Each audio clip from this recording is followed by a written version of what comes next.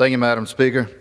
I rise today to encourage the continued support for H.R. 1734, the Trank Research Act, which passed the House earlier this year. Fentanyl and other deadly substances are being seized at record levels by our law enforcement officers. And so far, in fiscal year 2023, the Border Patrol intercepted 20,000 pounds of fentanyl.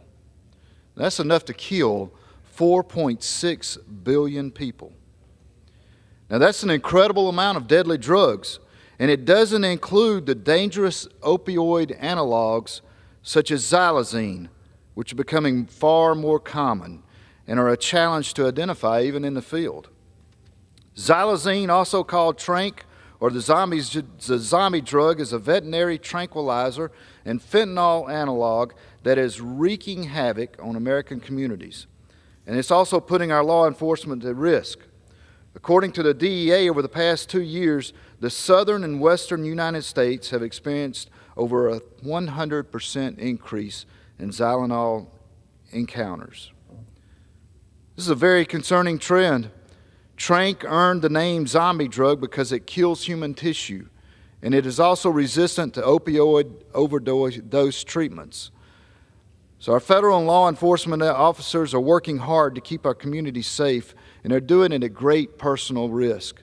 And they need the tools to identify these drugs in order to stay safe and encounter them in the field. That's why 25 of my colleagues and I introduced the Trank Research Act. This common sense legislation directs the National Institute of Standards and Technology to conduct research on the detection and handling of the newest, most dangerous synthetic opioids. Detection capabilities will extend to police officers, Border Patrol agents, and other first responders so they are better equipped to stem the flow of this deadly drug that is coming into our country and also keep them safe while they're doing it. Our bills passed this House unanimously in May, and the Senate returned it in June with minor amendments that I support. I urge you today to take up the amended Trank Research Act quickly so that we can send it to the President's desk. Let's deliver again for the American people and get this crucial legislation signed back into law.